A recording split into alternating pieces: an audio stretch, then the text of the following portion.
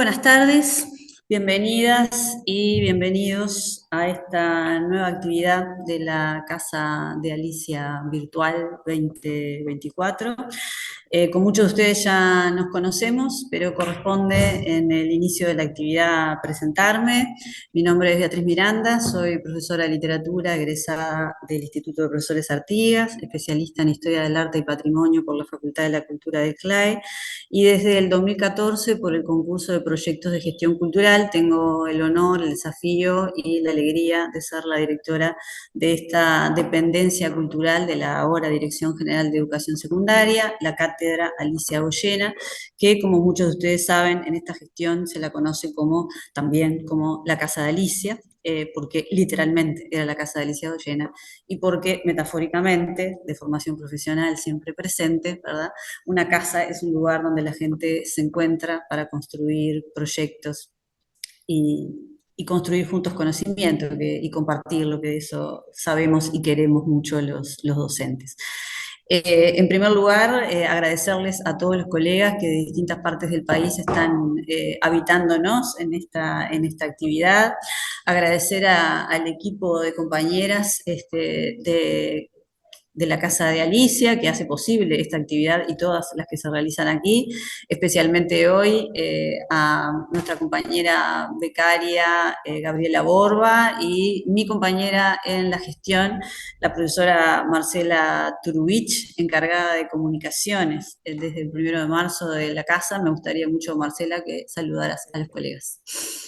Bueno, buenas tardes a todos. Un placer ver a tanta gente tan interesada en compartir los saberes.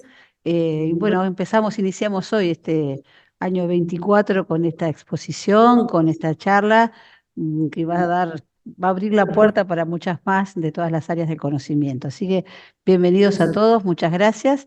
Y aquí estamos en la casa para siempre recibirlos con todo gusto.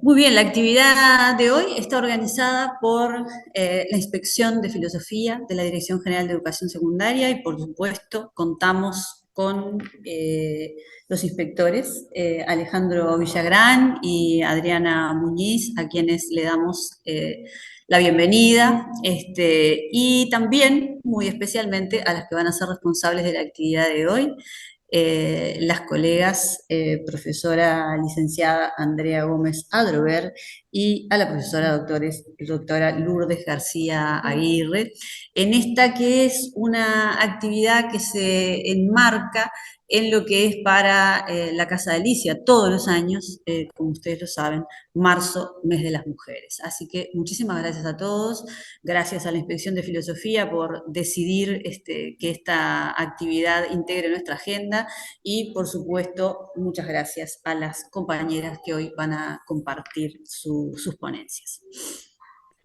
Vamos a hacer un par de pedidos chiquititos que ahora seguramente el inspector Villagrán también lo va a reiterar. Por una cuestión de funcionamiento, somos en este momento 58 participantes y probablemente tengamos algunos docentes más en esta reunión. Les pedimos dos favores muy importantes para que funcione mejor justamente el Zoom para no ocupar tanto ancho de banda. Entonces, por un lado, apagar los micrófonos, ¿sí? A no ser que sea extremadamente necesario decir algo, pero ya le va a explicar el funcionamiento del inspector. Entonces, por favor, los micrófonos, así no salen ni los ladridos de los perros, ni los llantos de los niños, porque después si no, vieron que una cosa que no pudo superar Zoom es que dos sonidos simultáneos hace que se corte todo, ¿no? Entonces, por favor, los micrófonos apagados. Y por otro lado también, si es posible, las cámaras, porque también ahorran espacio de transmisión. Entonces, las cámaras apagadas también hacen que todo nos funcione mucho mejor. ¿Sí? Muchísimas gracias. Le doy la palabra al inspector Alejandro Villagrán.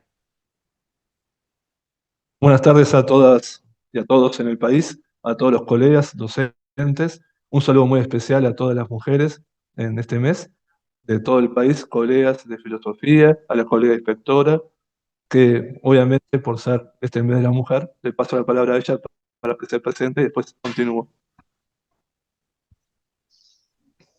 Muchas gracias, Alejandro, Buenas tardes para todas y todos. Mi nombre es Adriana Muñiz, estoy desde el 1 de marzo en el cargo de Inspección de Filosofía, acompañada de Alejandro, acompañando a Alejandro en esta tarea. Y bueno, hoy es una fecha especial en la que estamos haciendo una actividad enmarcada en el mes de la mujer y por eso estamos frente a esta actividad que se llama Las Rosas Inmateriales, Mujeres, Artes y Contexto Histórico-Político.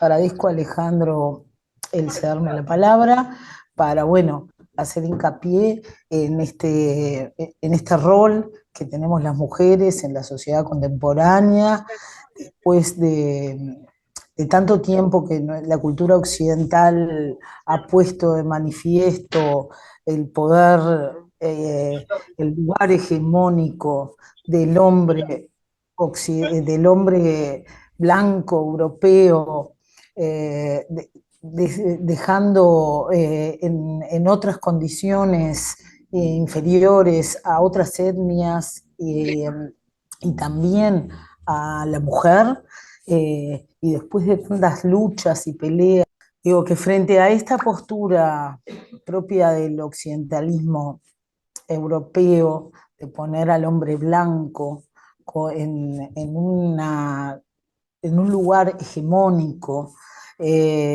donde se desmerece el papel de otras etnias, otras culturas, otros roles, y también ni que hablar de las mujeres, y que ha llevado a sucesivas luchas por ganar derechos en en todas las papeles, profesiones, actividades, incluso en nuestros hogares, las mujeres han peleado y van reconquistando el lugar que merecen. Por eso me parece no una actividad menor esta que estamos haciendo hoy, en este mes especial de la mujer, y acompañadas de dos jóvenes docentes, profesoras de filosofía, y que van a presentar justamente trabajos en relación a lo que es el papel de la mujer y luciendo las teorías y aportes que las mujeres o que distintas mujeres han brindado a nuestra cultura. En este caso voy a presentar a la compañera Andrea Gómez. Adriana, unas Sí, palabras antes de empezar, sí, que tenía perdón, que decir. Alejandro. No, por favor. Eh, Cuando las preguntas, vamos a pedirles que las pongan en el chat, que no se hagan mientras están exponiendo las compañeras, y después al término de cada charla vamos a abrir un espacio leyendo algunas de las preguntas, que ustedes pueden hacer. Eso en primer lugar. En segundo lugar, quería un poco explicar el porqué de este título, que puede ser un poco complejo o misterioso. Y para empezar, este hombre blanco occidental les quería proponer un juego, que es empezar leyendo un párrafo de una novela. A ver si ustedes adivinan quién lo dice, quién lo escribió y de qué libro es. Hace frío en el escritorio, me duele el pulgar. Dejo este texto, no sé para quién. Este texto que ya no sé de qué habla. Está rosa pristina in nomina, nomine nuda tenemos. ¿Alguien sabe? Lo pueden poner en el chat o lo pueden. Obviamente que muchos conocerán, es el final de la novela El nombre de la rosa, de Humberto Eco, de 1980, y quien está hablando es el personaje de Atzo de Melk, recordando a su maestro Guillermo de Baskerville. De ahí viene este nombre, las rosas inmateriales. Está la rosa pristina nomine, nomine nuda tenemos. Lo único que nos queda de la rosa es su nombre. Atzo está pensando ya en su vejez, se acerca a la muerte, ve la verdad como un gran desierto de la verdad. Pero aquella sola mujer que amó, aquella campesina, si ustedes vieron la película, leyeron el libro, el único amor que tuvo, de esa mujer que marcó su vida, de ella no conoce su nombre. Su nombre se ha perdido, se ha transformado en esa rosa inmaterial, ha desaparecido. Sin embargo, él sigue creyendo de esa idea de que, bueno, solamente nos queda el nombre de aquello que ha transitado por su vida. Estas dos charlas que vamos a tener el día de hoy transitan este concepto de la mujer y también de la desmaterialización. Por ejemplo, los conceptos de Lucy Lippard, 2004, este concepto de desmaterialización de los objetos de arte, ¿verdad? Tanto el arte conceptual o arte de las ideas.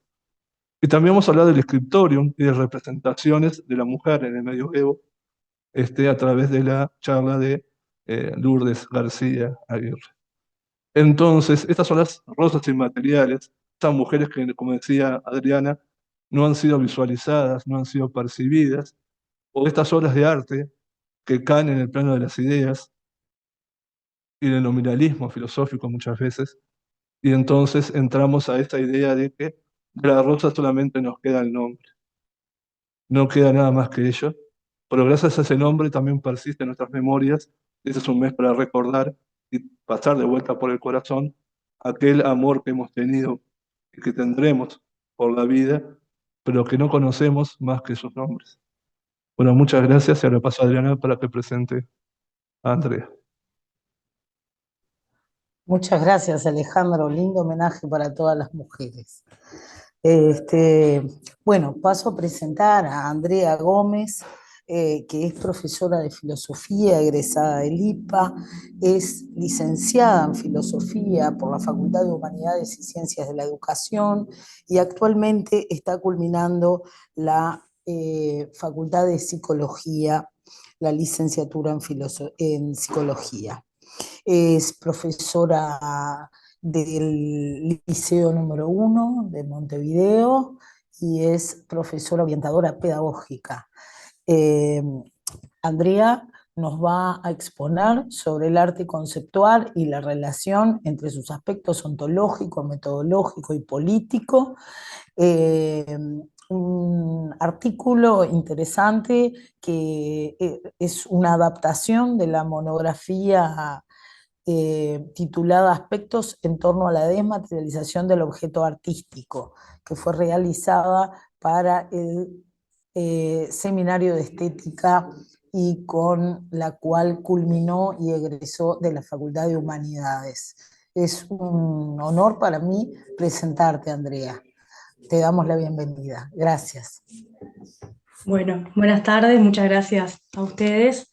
Gracias a la Cátedra Alicia Goyena y a la Inspección de Filosofía por organizar estos espacios que me parece que están buenísimos para intercambiar con compañeros que están en el interior también, y yo misma siendo del interior sé que a veces es muy difícil poder contactar, entonces también agradecer a la gente que se hizo del espacio y del tiempo en un horario que a veces es complicado porque todo el mundo está con sus jornadas laborales, para escuchar un poco de esto. Y bueno, tal como decías, este trabajo en realidad tiene un título que suena bastante ambicioso y es típico de un trabajo de grado, ¿no? En los trabajos de grado uno trata de abarcar todo y de hacer como generalidades, que supongo que a medida que uno vaya especializándose más van a ser más minuciosos, ¿no? Eh, Esto fue una monografía que hice para estética y bueno, y la transformé para una ponencia que se abrió en la cátedra hace casi un año ya, y por distintas razones no pude formar parte de esa ponencia y bueno, fue mejor porque terminé representando esta mesa, lo cual para mí es como un orgullo bastante grande. Y bueno, la ponencia se basa en una autora que se llama Lucy Lippard, que en realidad es curioso porque no es ni filósofa ni artista, pero ella publicó este libro, lo voy a mostrar en pantalla a ver si se ve, después se los paso, que ella lo llama una memoria crítica. Entonces ella recopila artistas conceptuales que están desde el periodo desde el 66, de 1966 a 1972, y que marcan una ruptura en el arte y consolidan lo que se llama el movimiento conceptual. Dentro de esas artistas, de esos artistas, hay una cantidad de corrientes, algunas son feministas, otras antirracistas, otros movimientos son en contra de la guerra de Vietnam, y curiosamente no, principalmente el movimiento conceptualista latinoamericano. Entonces la ponencia reúne un poco eso, ¿sí? Creo que una de las colegas iba a compartir la pantalla porque yo tenía miedo de que se me trabara la computadora, así que agradezco, no sé quién era que la iba a compartir.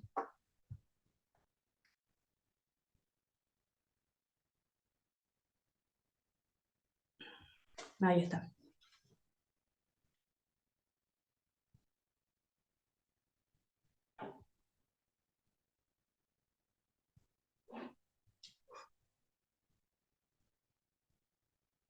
Bueno, pasamos si quieres de la diapositiva.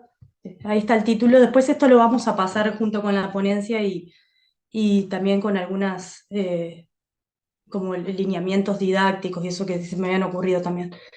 Bueno, en primer lugar, habría que partir con el nombre de esta autora, ¿no? La desmaterialización del objeto artístico, un nombre que suena sumamente filosófico, ¿no? y atrayente, atractivo, perdón. Primero voy a empezar por el objeto artístico.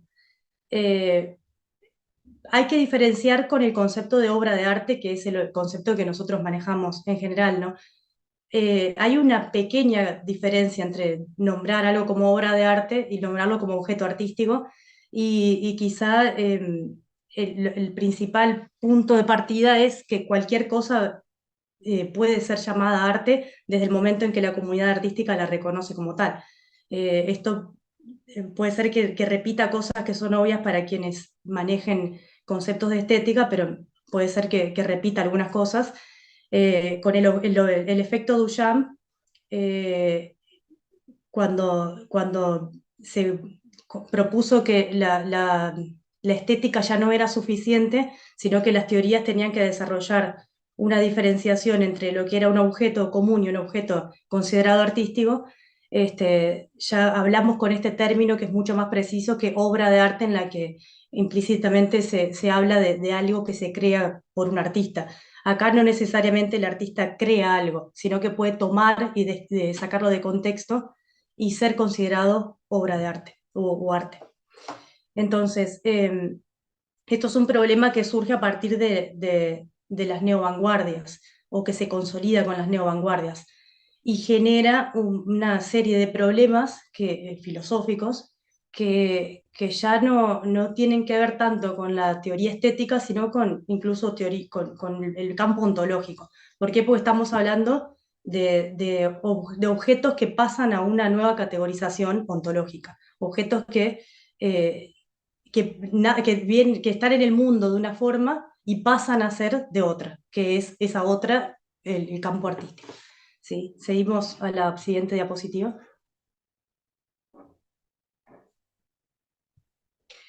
En ese contexto surge un tipo de movimiento que se llama arte conceptual, ¿sí? O movimiento conceptual. Tiene varios nombres, varias identificaciones. Entonces, Lucy Lippard es escritora, activista feminista, crítica de arte, también es curadora y también, como le llaman, comisaria, o sea, son los que se encargan en las galerías de recopilar las obras y presentarlas, ¿no? Entonces le piden a ella que haga como una recopilación de los artistas que formaron el arte conceptual en los 60, y ella escribe primero un artículo y luego va a publicar este libro que les mostraba, eh, eh, que ella lo llama memoria crítica. Ella no lo llama ni tesis filosófica ni teoría, sino que es una memoria crítica, pero que paradójicamente, a pesar de no ser una obra filosófica, contiene un montón de contenido filosófico y que va a dar lugar a mucha literatura sobre el arte conceptual, sobre qué se entiende por concepto o arte de ideas, y la gran discusión, ¿no? de si es arte o no es arte, ¿no? Que eso será para otra discusión, pero eh, eh, sabemos que el arte conceptual también tiene muchas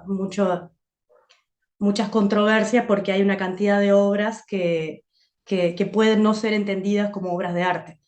Entonces ella lo que pretende hacer es explicitar, bueno, qué es lo que mueve a que una obra sea entendida como conceptual. Pasamos de diapositiva.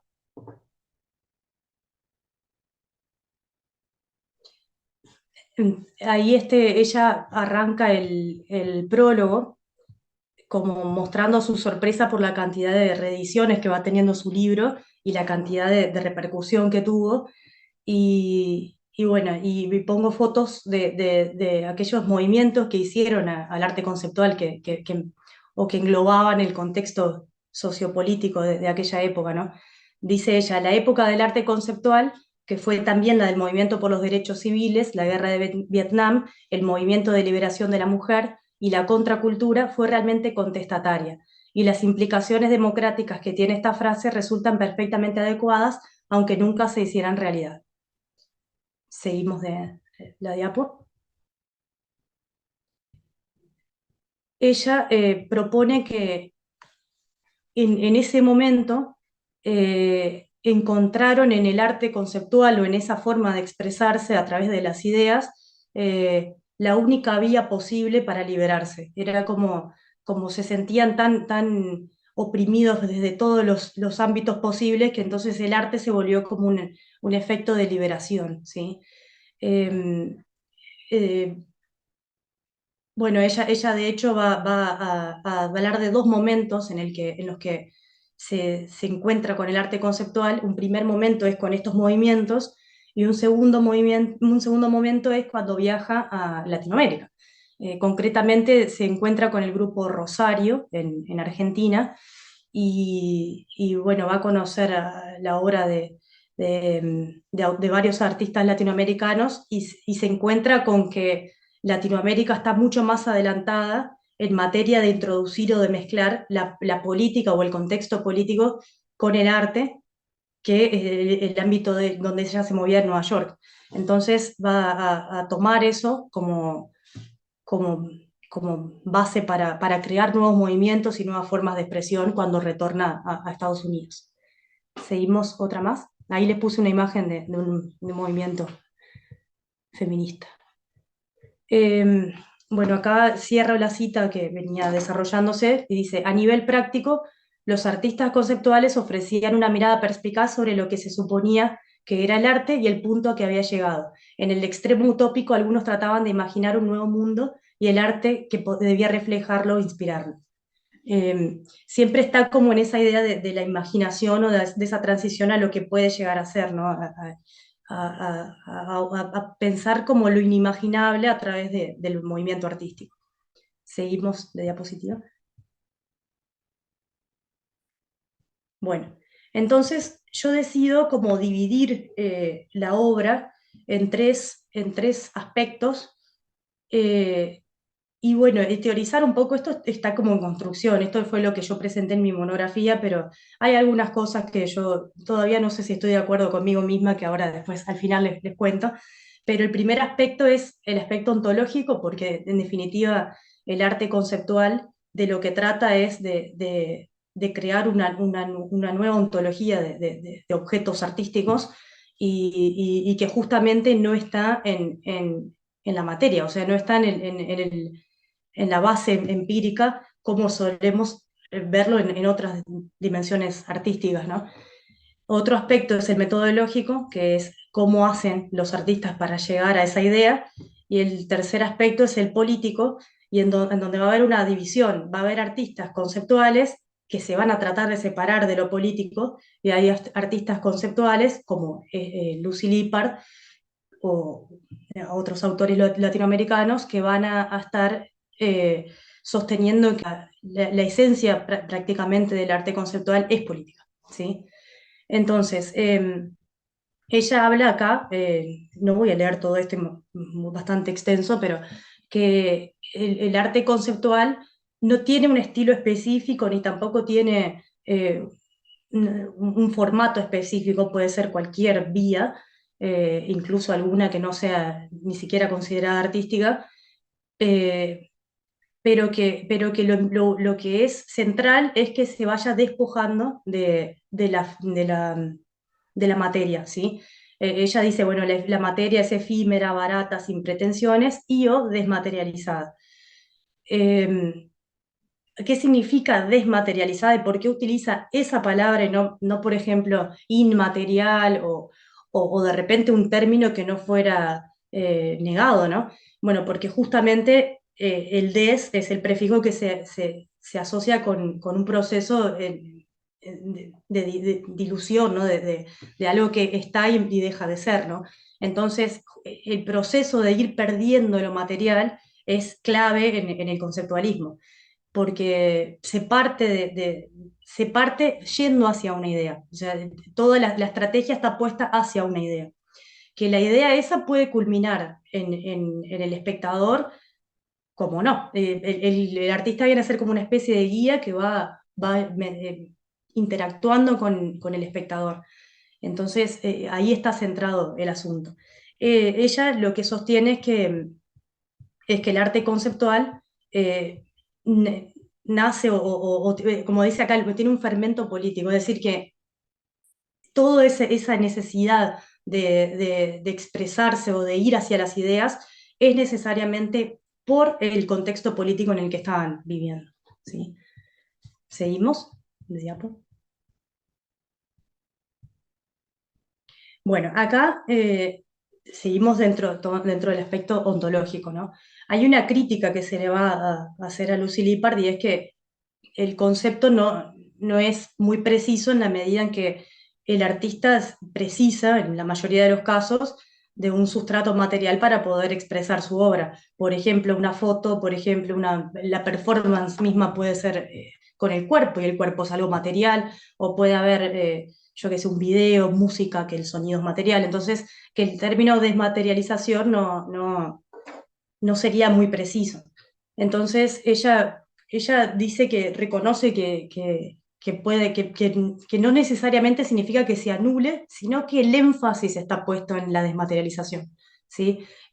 No significa que no haya foto, que no haya cuerpo, que no haya una base física, sino que no está ahí la base del propósito del artista, ¿sí? Del punto final del resultado. Seguimos.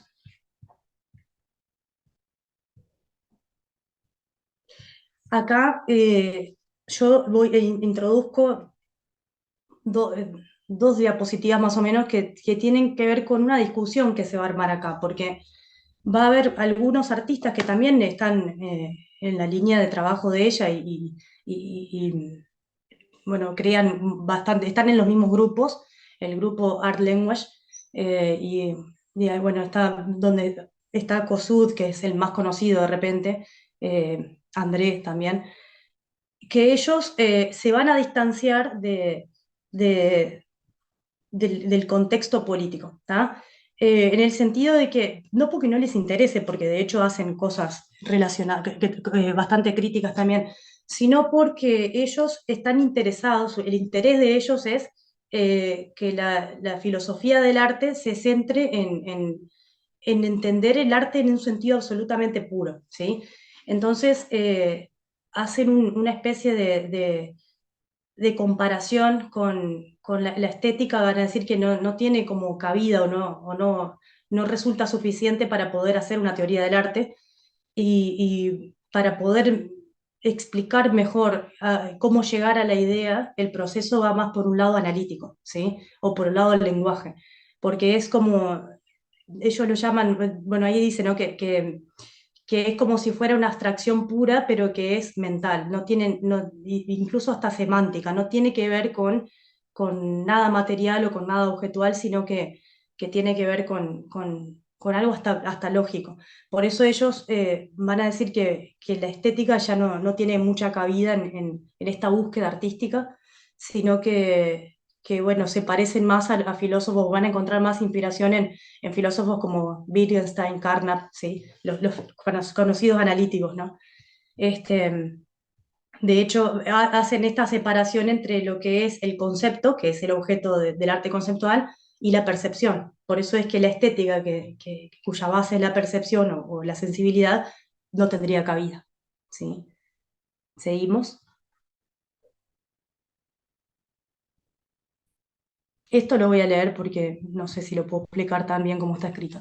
La validez de la proposición artística no depende de un presupuesto empírico ni mucho menos estético, es lo que estaba diciendo recién. Pues el artista, como un analista, no está interesado directamente por las propiedades físicas de las cosas. Está interesado solamente por el camino, por dos caminos, por el que el arte es capaz de un desarrollo conceptual y cómo sus proposiciones son capaces de seguir lógicamente aquel desarrollo. En otras palabras, las proposiciones artísticas no tienen un carácter de hechos, sino un carácter lingüístico. Es decir, no describen el comportamiento de objetos físicos e incluso mentales, sino que ellas expresan definiciones de arte. Como que hablar de arte y de filosofía del arte es lo mismo, ¿sí? El ejemplo que puse ahí con esa imagen es una y tres sillas, ¿no? de Kosuth, donde tiene la imagen no, la silla real, que es el objeto de la realidad física, la imagen de la silla, que representaría la realidad simbólica, y el concepto de silla, que, bueno, representaría aquel mundo de las ideas, el más, no sé si el más abstracto, porque puede haber alguno más abstracto. Y este ejercicio está bueno porque, en este caso él pone una silla, pero uno podría pensar cualquier cosa, podría hacer el ejercicio de poner cualquier elemento. Yo pensaba, por ejemplo, en alguna noche de insomnio, pensaba jugando a poner objetos, no. El concepto de, yo qué sé, Jesús, ser humano de carne y hueso. Cristo representado por la Europa, los artistas europeos, como un hombre blanco, como un hombre caucásico, que nada tiene que ver con el que pudo haber sido de carne y hueso, y el concepto Dios, ¿sí? Y así puedes hacer con todo ese ejercicio. Me parece hasta incluso un buen ejercicio para hacerlo en el aula, ¿no? Pensar el ejemplo de lo real, el ejemplo de lo simbólico y el ejemplo de lo abstracto, ¿no? ¿Seguimos?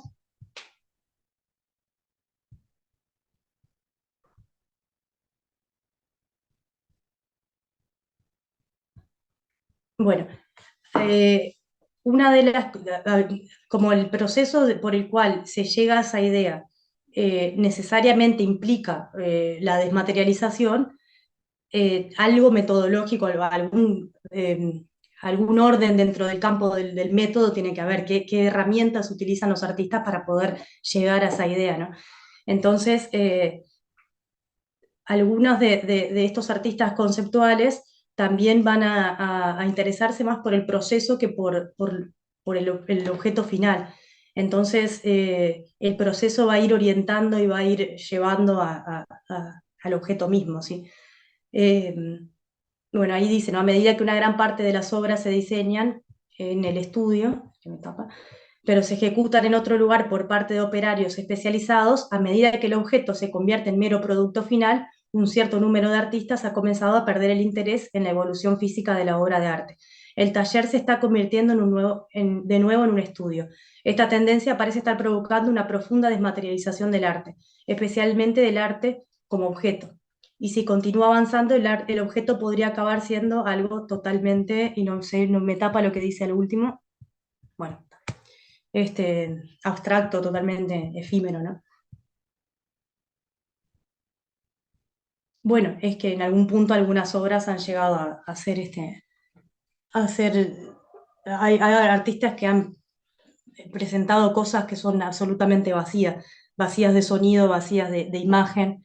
eh, entonces, creo que va por ese lado, ¿no? Que alguno lo puede entender como una burla, otro lo puede entender como una especie de mostrar el punto al que se puede llegar con la abstracción pura, ¿no? Acá cito a Inés Moreno, profesora de filosofía uruguaya, que muchos la deben conocer, que tiene un libro muy, muy completo en donde estudia el valor de las obras de arte y qué criterios se utilizan para evaluar algunas obras como artísticas y otras no. Y ella, bueno, tiene un capítulo entero dedicado a Lucy Lippard. eh, y bueno, cita a Marchand Pis, que también tiene otro libro relacionado con cómo se llega al arte, del arte objetual al arte conceptual. Entonces dice Fis, ¿no? La idea o el concepto es el aspecto más importante de la obra. Cuando un artista se vale de una forma de arte conceptual, significa que todo el proyecto y las decisiones se establecen primero y la ejecución es un hecho mecánico. La idea se convierte en una máquina que produce arte. No voy al seguir leyendo esto, acuérdense que se los dejo porque hay más cosas para desarrollar. Seguimos con otra. Dentro de todo lo que es el método, hay algunos ejemplos que pone. El libro de ella está completamente lleno de ejemplos, tiene como todos los ejemplos de esa época que van desde imágenes hasta situaciones, hay muchas situaciones que se fueron dando. Y bueno, una de las cosas que ellos tenían en común, o que una de las técnicas que utilizaban, le llamaban apropiación post-Dada, que era un artista propone algo y otro artista lo toma y lo modifica, y otro artista toma lo que ese segundo tomó y lo modifica, y hasta se pierde el nombre. Una de las razones por las cuales ellos hacían eso era como para mostrar un concepto de arte como más allá del individuo que expone en una bienal, más allá del individuo y el nombre y el apellido en un museo y el renombre, sino como una cosa que es colectiva, una construcción colectiva que excede al artista individual, ¿no? Eh, bueno, acá muestra, ella pone ahí un ejemplo de una performance, ¿no? Como que tuvo que escribir un catálogo de artistas, reunir a los catálogos, a los artistas, eran alrededor de 16, y ellos fueron haciendo una especie de rueda. Ella fue la que se le ocurrió la idea de hacer una rueda, entonces, bueno, dice, pedía a cada artista que proporcionara una situación para trabajar al artista siguiente, de modo que todas las obras formarían otra obra acumulativa circular. Entonces ahí bueno, pone ejemplos de lo que van haciendo, ¿no? Otras también que hacían, otras, era hacer la obra con el nombre de uno, como que se robaban las obras entre sí, pero no era un plagio, no lo consideraban plagio, sino que entraban en el juego, ¿no? El artista al que le robaban la obra, lejos de enojarse, le robaba la obra al otro, era una cosa así como para generar una confusión. Ellos como que disfrutaban un poco de la confusión porque en algún punto hay una especie de contestación a lo que es la institución del mundo del arte, ¿no? Hay un intento de entrar en contra del establishment desde el establishment. Entonces, eso de robar los nombres o de hacer confundir a la gente era bastante común. ¿Seguimos? Bueno, este es un ejemplo que pone ella. Es fotorrecuerdo, porque en realidad eso es una galería de arte y es la puerta. El artista lo que hizo, Buren, no sé si se pronuncia Buren, fue sellar todas las paredes, las puertas de la galería con una cinta, entonces la gente cuando va a la galería se encontró con que no podía entrar. Y esa fue la obra de arte, o sea, como se selló la exposición en la que él iba a exponer, una cosa así. ¿Seguimos? Bueno, acá puse esta de Kossuth, que ahora vamos a ver también que los latinoamericanos se van a distanciar de este tipo de artistas, que este es como uno de los que buscan el concepto puro, ¿no? Lo que decíamos recién de la estética, como eliminar la estética de cambio de un arte asociado a lo analítico, ¿no? Bueno, mi obra actual, que consiste en definiciones tomadas de diccionario, trata los múltiples aspectos de la idea de cualquier cosa. He cambiado la forma de presentación de la ampliación de negativo fotográfico montado a la compra de espacios de periódicos y revistas. Bueno, va como poniendo conceptos y la obra consiste en eso. En lugar de presentar el objeto, presenta el concepto del objeto. ¿Sí? ¿Seguimos? Bueno, acá entramos como en una dimensión que va a ser como una bifurcación dentro de lo que es el arte conceptual, porque primero tenemos estas búsquedas, ¿no? de la idea en un sentido como puro, abstracto, y otras que tienen que ver con el arte conceptual que no puede despojarse del contexto en el que nace, ¿no?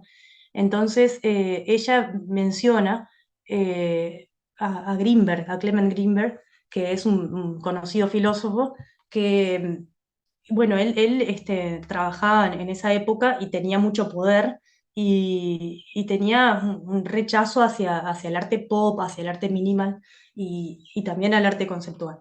Entonces, Pollock a su vez era como padrino de Pollock. Greenberg, perdón, era como padrino de Pollock, de Jackson Pollock, que, que también referente del expresionismo abstracto, en donde la búsqueda es completamente distinta, no tiene esto nada que ver con arte conceptual, esto es exactamente lo contrario al arte conceptual, es la búsqueda de la materia. Pollock tenía esa técnica del dripping en donde como que eh, volvía más líquida la pintura y veía para dónde llevaba y reconocía que la materia iba llevándolo a construir la obra. O sea que acá tenemos el proceso completamente contrario, es la materialización del objeto artístico, ¿no? Y bueno, Greenberg rechazaba o incluso negaba que hubiera movimientos o que esos movimientos tuvieran que tener relación con el arte. Y Lippard cuestiona que Greenberg, al tener tanto poder frente a los jóvenes artistas, en algún punto lo que hacía era anular el poder que podían llegar a tener los artistas dentro del arte conceptual, ¿sí? Seguimos de diapo. Hay otra más con respecto a esto. Claro, ahí menciono esto, ¿no? Que el interés el expresionismo abstracto va por el otro lado, va por el lado de la materia.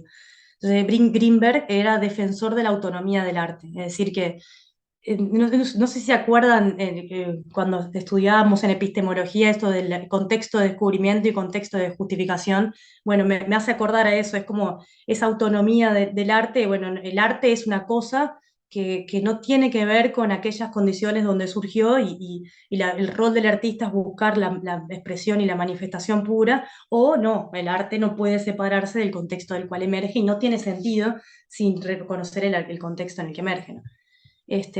Lippard menciona a un autor, ahí Reinhardt, que tiene esta frase, ¿no? El arte era una cosa y la política otra. Y cuando los artistas eran activistas, estaban actuando como ciudadanos artistas más que como árbitros estéticos. Es decir, que estos autores van por el lado de que una cosa es el fenómeno artístico y otra cosa es el fenómeno político y vos podés hacer las dos cosas, pero no significa que tengan que ir juntas, ¿no? Bien. ¿Seguimos? Acá está lo que ella piensa, ¿no? Ella, Lippard, me faltó la R ahí. Más que su contenido, era normalmente la forma del arte conceptual lo que comportaba un mensaje político. El marco estaba allí para romperse. El fervor anti-establishment de los años 60 se centraba en la desmitificación y desmercantilización del arte, en la necesidad de un arte independiente que no pudiera comprarse ni venderse por el hábito sector que poseía todo lo que explotaba el mundo y promovía la guerra de Vietnam. Hay también una idea de- de- atrás de la desmaterialización, es esta idea de no poder, de que no necesariamente tenga que estar asociado al arte que se publica o que se promociona en los museos, en las galerías, sino que pudiera hacerse en cualquier lado y de forma muy barata y económica por cualquier persona, ¿no?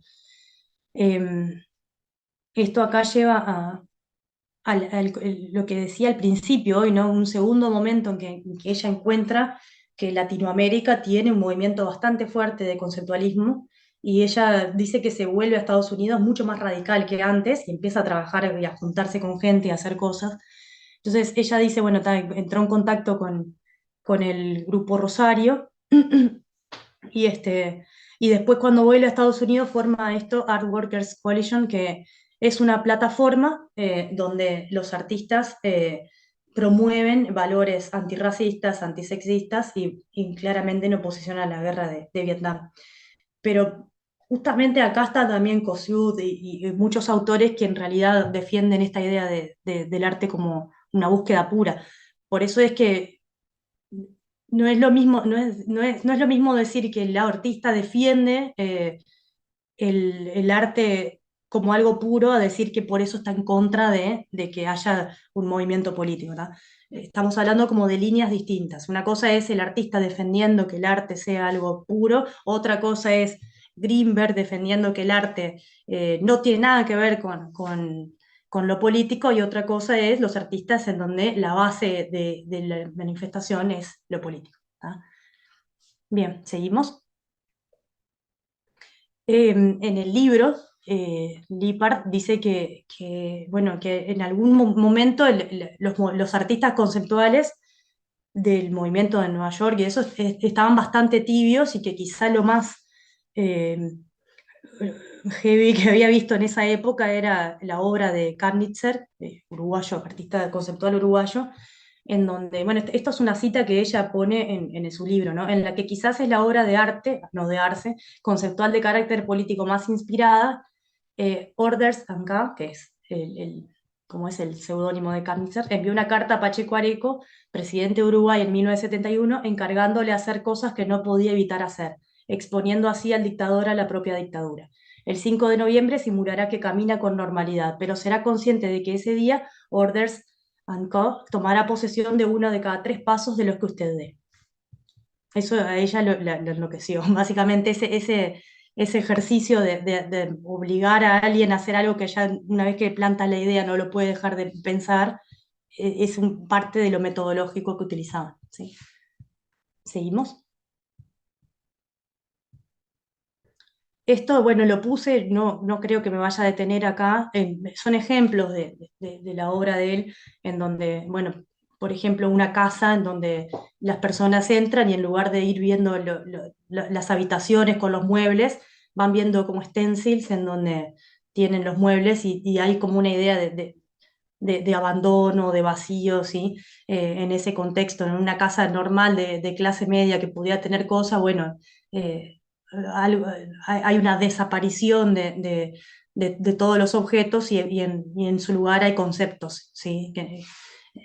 Hay como una connotación política asociada a la dictadura, ¿no? ¿Seguimos? Em, no, esto no, seguimos una más. Esto que está acá es la cita de la Fundación Malva, en donde ponen la justificación de la obra de Camitza. Y acá, esto es una entrevista que está el enlace ahí, en donde él argumenta por qué su obra es esencialmente política, en una entrevista que le hace Miguel Brachelli, no sé si se pronuncia así, o Bracelli. Eh, y él justamente se diferencia de los artistas conceptuales que mencioné en un principio, y dice bueno, que el fin del artista es pedagógico, es decir, es de enseñanza. ¿Por qué? Porque el arte es una función, es un proceso, una función cognitiva, ¿sí? Es una búsqueda hacia la idea, ¿sí? Pero que él menciona que en ese proceso hay dos vías, una que es la del establishment, la del adoctrinamiento, la que el artista dice cómo tiene que ser y qué es arte y qué queda excluido del arte, y por otro lado, este más pedagógico, que es propiamente el conceptualismo latinoamericano, en donde él dice que hay como una guía por parte del artista hacia la mente del espectador, y en esa línea se va liberando, ¿no? Cuando se llega a la idea hay una liberación. Es como lo dice, hay una construcción creativa por parte de ambos. ¿Seguimos?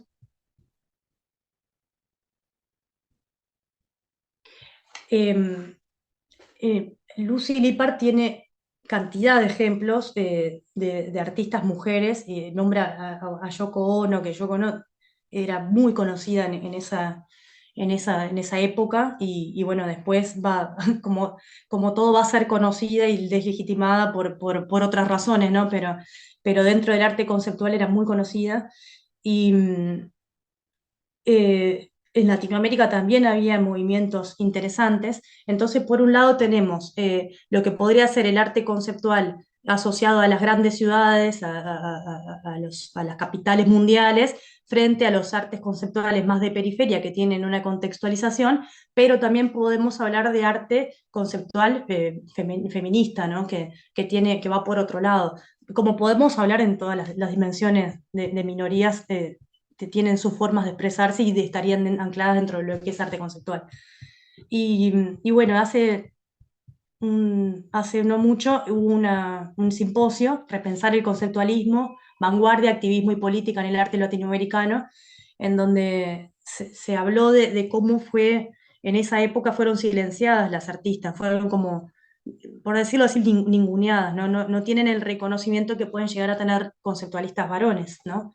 Y una de las formas en las que expresaban su arte era a través del cuerpo, ¿sí? De la boca, hablan de artistas brasileras sobre todo, brasileñas, perdón, que se centran en la boca, en aquello que no puedo decir, entonces utilizo el cuerpo y utilizo mi boca como instrumento, o también como crítica al estereotipo de belleza, utilizan sus cuerpos ultrajándolos o, como fragmentándolos, hacen representaciones y performance en donde el cuerpo es no sé, no es representativo del canon estético de la mujer, ¿no? Ana Mendieta es una de las representantes, pueden buscar su obra y hay una cantidad de imágenes de ella representada como varón, con bigote o sangre asociado a la menstruación. Entonces se intentan de alguna forma utilizar su cuerpo como vehículo de expresión, ¿no? Para llegar a una denuncia de silenciación. ¿Seguimos?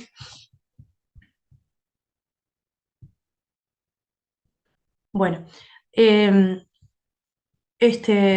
yo acá hice como una especie de resumen de las conclusiones de lo que fue mi monografía, que en definitiva, eh, ¿qué sería lo que tiene en común, ¿no? El arte conceptual, o si se puede hablar ya creo que está claro que no se puede hablar de un tipo solo de arte conceptual.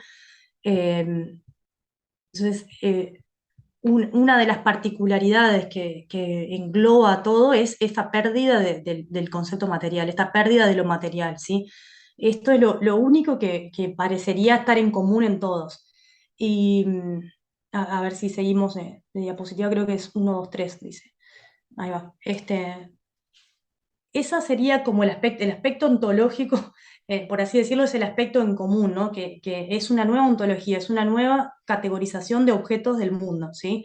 Que puede ser cualquier cosa, pero que sí hay un acuerdo de que eso pertenece al mundo artístico y que ese objeto no se caracteriza por el proceso material, sino por la tendencia hacia una idea o hacia un concepto.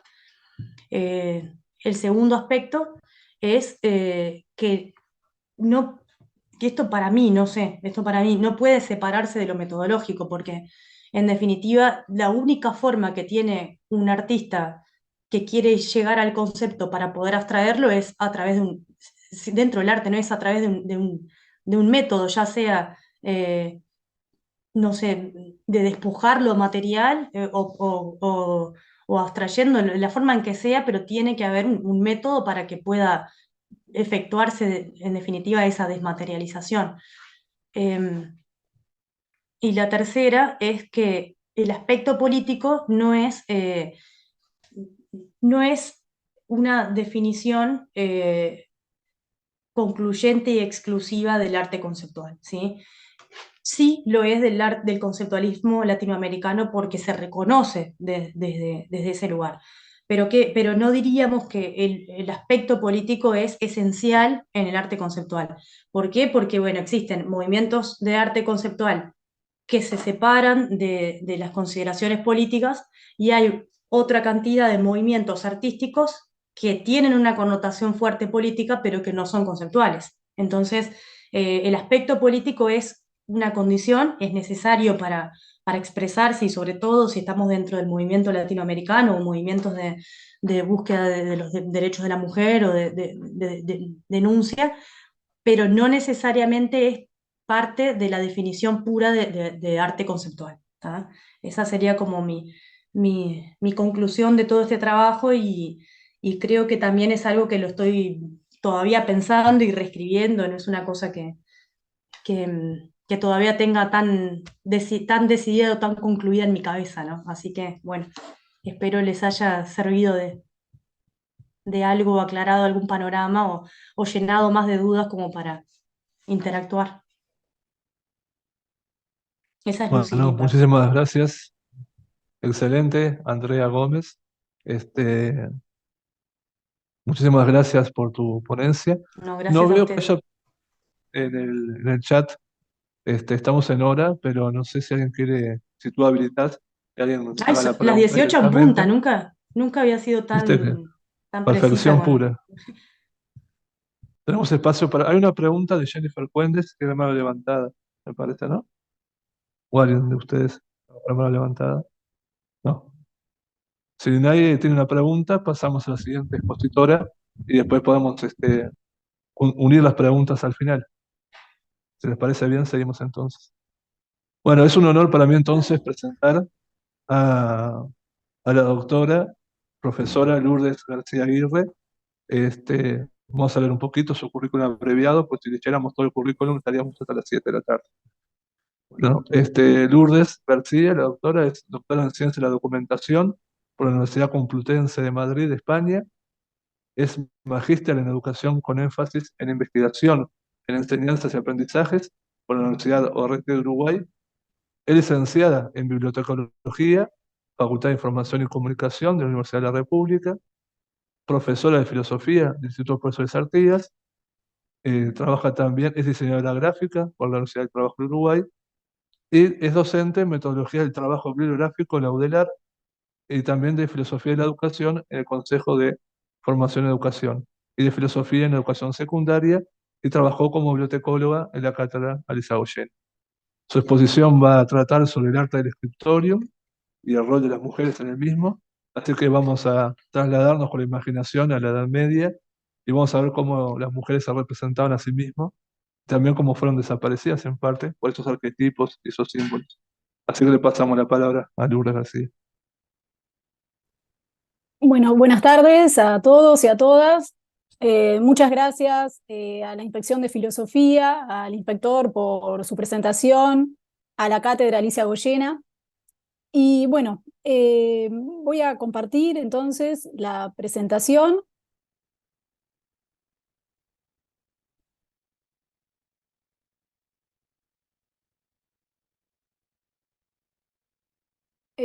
¿Allí pueden verla bien? ¿Sí? Perfecto. Bárbaro. Bueno, la ponencia se titula El arte del scriptorium medieval y las mujeres. Bueno, para realizar este trabajo se realizó una investigación documental, se consultaron los códices de diferentes manuscritos elaborados durante la Edad Media, específicamente durante la Baja Edad Media, fuertemente influenciada por la escolástica, es decir, entre el siglo XII y mediados del siglo XIV. En esto hay diferencias entre los historiadores, ¿no? Pero bueno, principalmente ese fue el periodo comprendido. Tomamos como guía 3 preguntas de investigación. La primera es si las mujeres cumplían algún rol en el arte del scriptorium, cuáles son las representaciones de lo femenino en las miniaturas de los manuscritos, y si podemos encontrar ilustraciones realizadas propiamente por mujeres, y en ese caso, cómo se veían a sí mismas. Allí lo que pueden ver es la recreación de un scriptorium, es una recreación realizada por Faberal. Como pueden ver, por lo general estaban situados en los monasterios. Era una pieza dedicada específicamente a la escritura, a la lectura y a la elaboración de libros y el copiado de los mismos, ¿no? Obviamente todavía no había sido inventada la imprenta, la copia se realizaba a mano y era una tarea muy extenuante, llevaba muchísimo tiempo y la luz era necesaria para, bueno, para poder ver con la mayor claridad posible. Scriptorium, bueno, viene es una palabra latina, ¿no? Que viene a ser un lugar para escribir. Scribere Iorium. Allí, bueno, se pueden ver los pupitres, los libros, las plumas. Muchas veces había como una mesa en el centro donde se dejaban los materiales, donde se iban a buscar, y a veces, bueno, había algún intercambio entre, de información o algunas pautas sobre la edición de los libros. Lo que voy a hacer ahora es comentarles un poco quiénes participaban en la edición de estos manuscritos. Que bueno, que los manuscritos, los scriptoriums eran centros culturales, intelectuales, donde se concentraba el saber de la época en la Edad Media. Y bueno, generalmente eran monjes, pero bueno, cumplían distintos roles durante todo ese proceso de elaboración de los manuscritos, ¿no? Bueno, por un lado teníamos al scritori, que era como lo que hoy llamaríamos el editor, era el que indicaba dónde iban los textos, dónde iban las ilustraciones, qué textos eran los que iban a copiarse. Era el como que conocía todo el proceso, desde el comienzo hasta la finalización de cada libro, iba siguiendo el trabajo de cada uno de los monjes. Luego teníamos al pergaminarius, que se encargaba de todo el trabajo con los pergaminos, ¿no? Que se realizaban con pieles de animales, que podían ser vacas, ovejas. Era un proceso muy laborioso. Tenían que, bueno, y dejaban la piel entre unos 10 días, aproximadamente 10 días, en cal, para que se ablandara y luego pudieran sacar el pelo y las suciedades, digamos. Iban como raspando la piel, ¿no? Finalmente lo sacaban, lo dejaban en agua, volvían otra vez con el proceso de raspado, hasta que, bueno, luego la estiraban como en unos bastidores, le pasaban como una piedra pómez para sacar las asperezas, le iban dando el espesor deseado, y bueno, y luego lo cortaban, ¿no? A medida, de acuerdo al tamaño que fuera a tener el libro. El pergamino fue como el elemento para la escritura que predominó en la Edad Media, si bien se podía utilizar también el papiro, pero se vio que el pergamino era mucho más resistente y permitía como hacer pequeños borrados. Bueno, luego teníamos al copisti, que era el que hacía el trabajo de copiado. Generalmente utilizaba el atril, que pueden ver allí, donde iba apoyando el texto, las hojas del texto donde iba copiando. Como les decía, era una tarea que le implicaba mucho desgaste en cuanto al físico, la espalda, la vista. Y bueno, a veces el copisti también se encargaba de hacer las rúbricas, que eran como listras de colores, pero a veces se encargaba una persona específicamente de esa tarea. Luego tenemos el illuminator, que se encargaba de todas las iluminaciones, de la ornamentación de los manuscritos, empleaba tintas de distintos colores, a las que ahora voy a hacer referencia. Muchas veces eran verdaderos artistas, ¿no? Si bien a veces en el copiado del libro se iban como basando o tomaban como inspiración el manuscrito que copiaban, dependía de la creatividad, ¿no? de cada monje. A veces eran cosas realmente bellísimas. Y bueno, además que las ilustraciones en la Edad Media tienen un papel fundamental, porque se lo consideraba como algo realmente pedagógico, ¿no? Se buscaba como enseñar al pueblo de Dios, en definitiva. Luego tenemos al ligator o el agglutinator, que se encargaba de coser, o sea, armaba como cuadernillos con esos, con la piel, ¿no? Con las hojas que se habían copiado, formaba como cuadernillos, y a esos cuadernillos, a su vez, los iba cosiendo entre sí. Un un folio, digamos, de los pergaminos llevaba una piel entera de animales, ¿no? Bueno, por allí pueden ver un scriptorium y a un monje trabajando en él, en la copia de un manuscrito. Este sería un copisti. Ahí se puede ver el pupitre.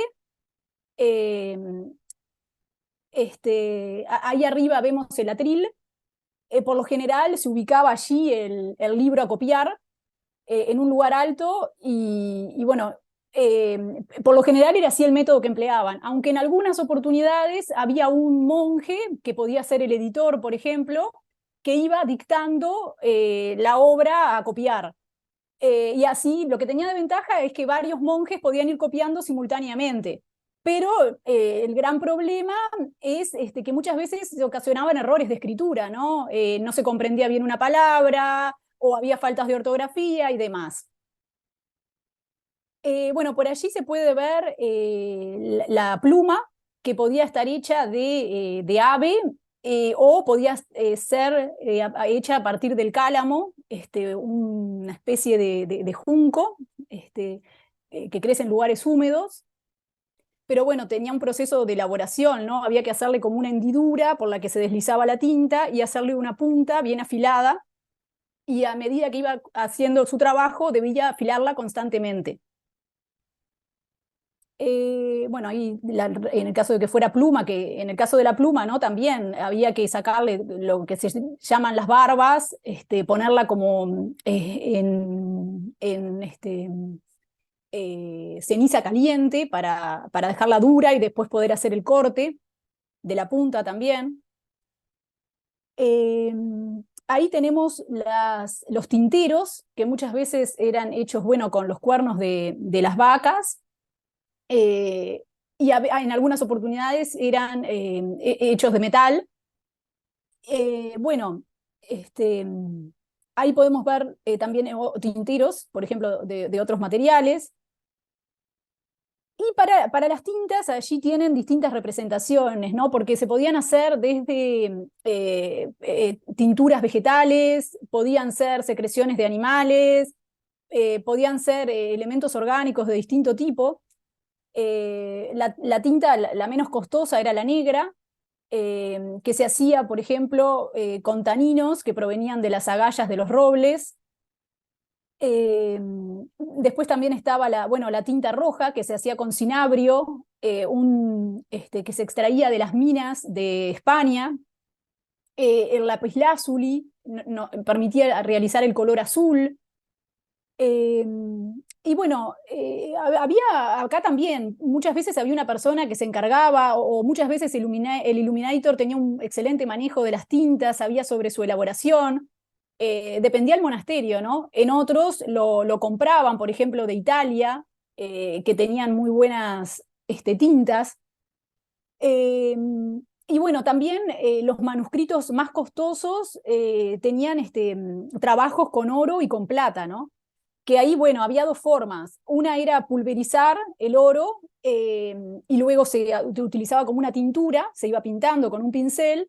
El problema que presentaba era que iba dejando como una superficie muy granulada.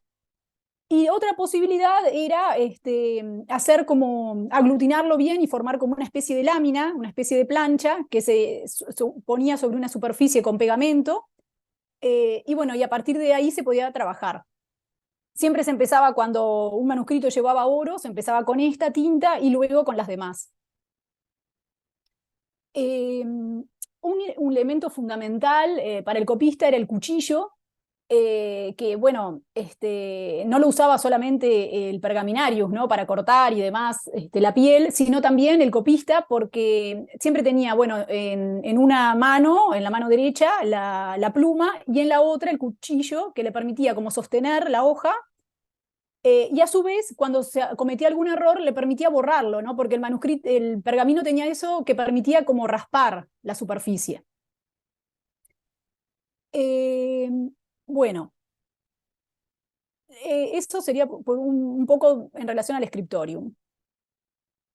La segunda pregunta es, como les comenté, la primera pregunta es si las mujeres cumplían algún rol en este arte, ¿no? Porque, bueno, era todo un trabajo intelectual, pero era todo un trabajo artístico a su vez. Recientemente se hizo una investigación por integrantes de la Universidad de York y del Instituto Max Planck, que en el año 2014 encontraron fósiles de una mujer que había sido enterrada en un pequeño cementerio junto al monasterio de Dahlem en Alemania. Bueno, allí se puede ver la ubicación del monasterio de Dahlem y otros monasterios, ¿no?, en Alemania. Ahí están los cimientos arquitectónicos que quedan, ¿no?, de piedra, que quedaron de la iglesia y del monasterio que estaba adjunto, porque, bueno, sufrió distintos avatares a lo largo de la historia, y, bueno, ese edificio más nuevo que ustedes ven ahí fue construido posteriormente, ¿no?, sobre las ruinas. Ahí se ve un plano arquitectónico que muestra la configuración de la iglesia, que es el que está en negro, el monasterio de las mujeres, que es el que está en beige, y la ubicación de la parte excavada del cementerio, esto pequeñito que está aquí, que fue donde hicieron la investigación, ¿no? Fue donde realizaron la excavación. A su vez, allí en esa imagen se puede ver se puede apreciar una vista esquemática de los lugares de enterramiento dentro del cementerio. En esta investigación llamaron individuo B78 al que está marcado en verde, y que, bueno, es al que voy a referirme a continuación.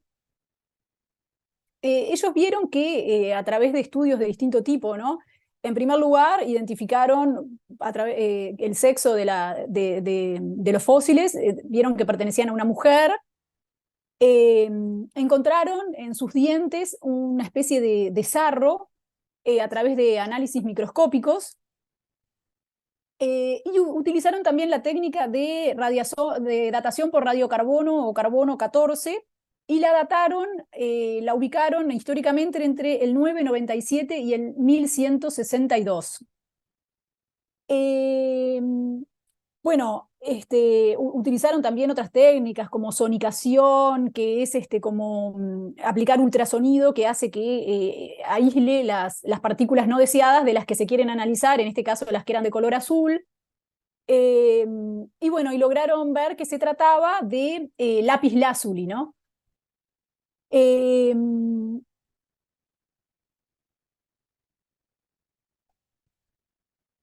Que es, como les comentaba recién, utilizado por los iluminadores para hacer pintura azul.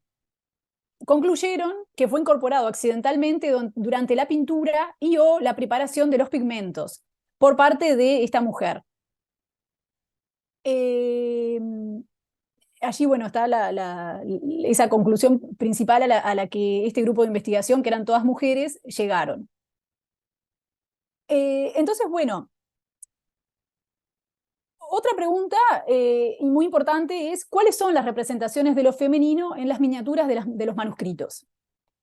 Vamos a tomar como referencia para hacer este análisis lo que algunos autores como Klapisch-Zuber y Dalarun han denominado tríada sagrada, ¿no? Que pasan por las representaciones de Eva, la tentadora, muchas veces aparece con esa denominación, María, virgen y madre, y María Magdalena, la pecadora redimida. Todo esto, esta investigación pretende interconectar un tema de la estética medieval con las ciencias de la documentación y con la historia del arte, en definitiva.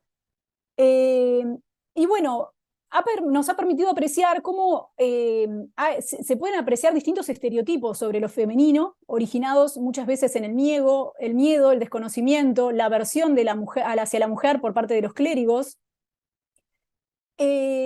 y que, si bien han existido representaciones que salen de estas figuras de la santa y de la pecadora, no aparecen representadas en los manuscritos, ¿no? Recién empiezan a haber representaciones de ese tipo hacia finales de la Edad Media. Entonces, bueno, voy a comenzar con Eva, la tentadora, allí se puede ver, a ver si puedo salir de la pantalla completa. Bueno, esta es una representación de una Biblia histórica del taller de Diego Lauber, en donde, bueno, podemos ver a Adán, el momento en que Dios adormece a Adán, lo suma en un sueño profundo, y de allí crea a la mujer, a Eva, de su costilla. Entonces podemos ver cómo va saliendo una Eva pequeñita de la mano de Dios, ¿no? Acá se hace alusión al relato del Génesis. Disculpen que voy a correr acá.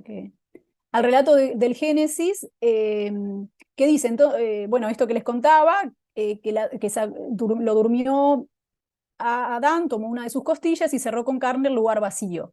Luego, con la costilla que había sacado del hombre, el Señor Dios formó una mujer y se la presentó al hombre.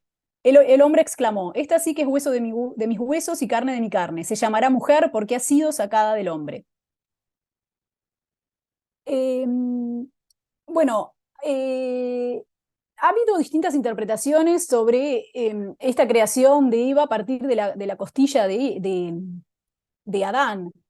Durante mucho tiempo fue como un argumento, un elemento tomado por los religiosos para pensar o ubicar en un lugar de inferioridad a la mujer.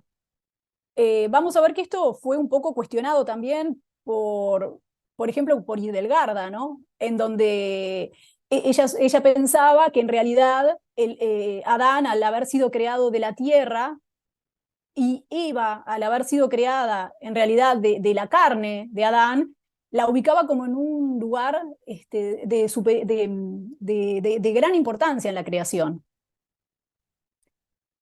Bueno, por allí podemos ver el momento en que, el momento en que comen el fruto prohibido del árbol del conocimiento del bien y del mal. La serpiente aparece y dice: así que Dios les ordenó que no comieran de ningún árbol del jardín. Respecto del árbol que está en medio del jardín, Dios nos ha dicho: no coman de él ni lo toquen, porque de lo contrario quedarán sujetos a la muerte.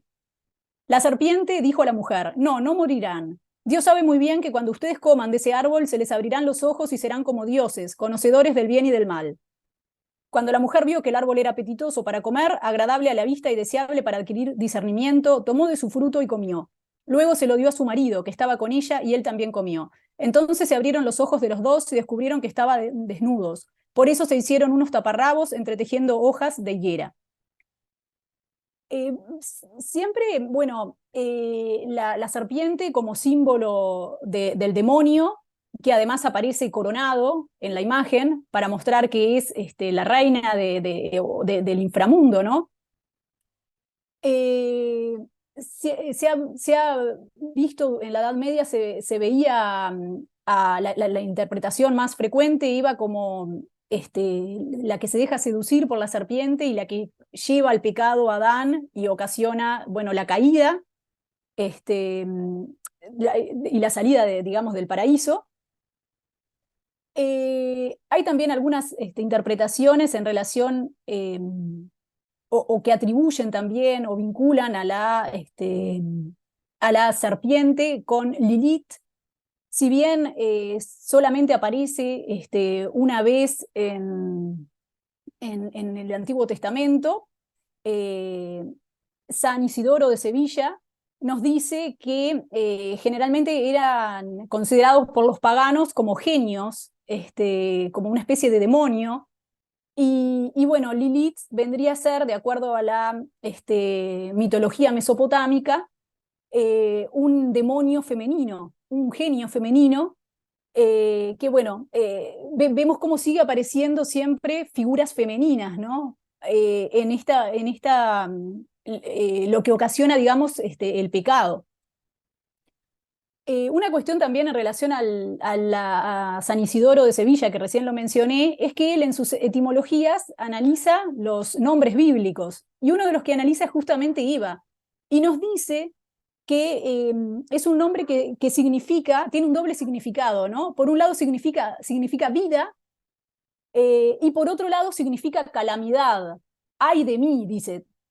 Es como esta idea de que la mujer en la Edad Media es aquella que lleva tanto como a la salvación como a la perdición, ¿no?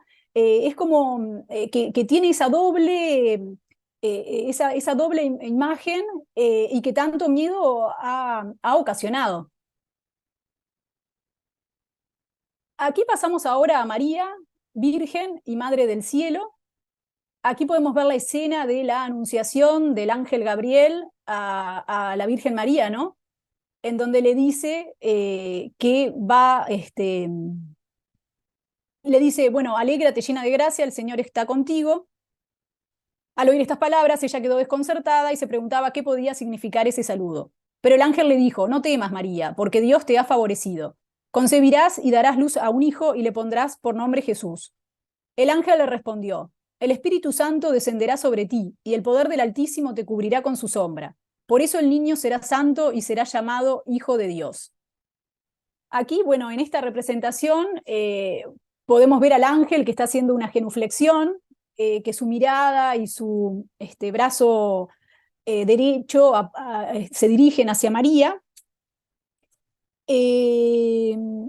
Vemos que el Espíritu Santo desciende sobre ella, representado por la paloma. Vemos los rayos dorados también que se dirigen hacia ella, proviniendo de Dios. Vemos también los lirios, tanto en las ornamentaciones del costado del manuscrito, como en el florero, que representan la pureza y la virginidad de María. Podemos encontrar frases en latín.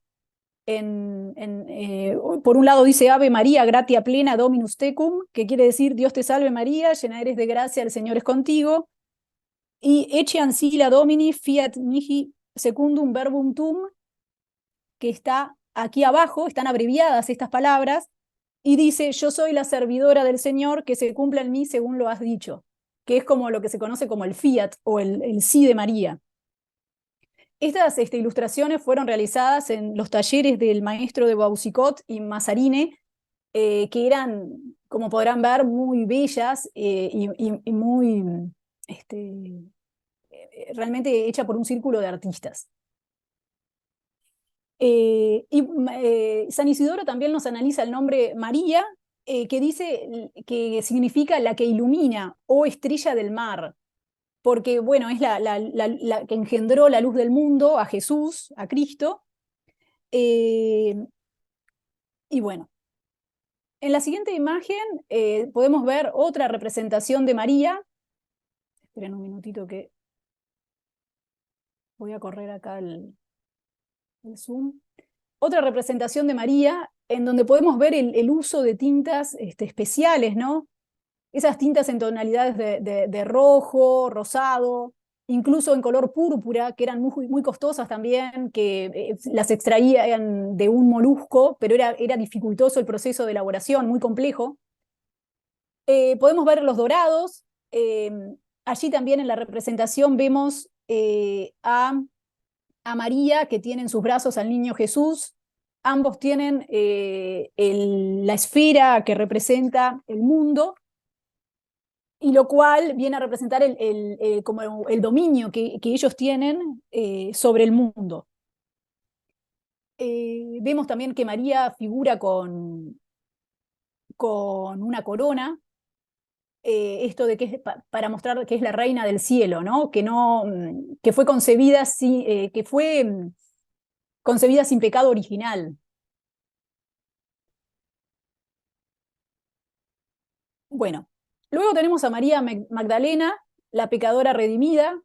Este manuscrito nos muestra el momento en que, bueno, Jesús resucita y ella es la primera que lo ve una vez que resucitó, ¿no?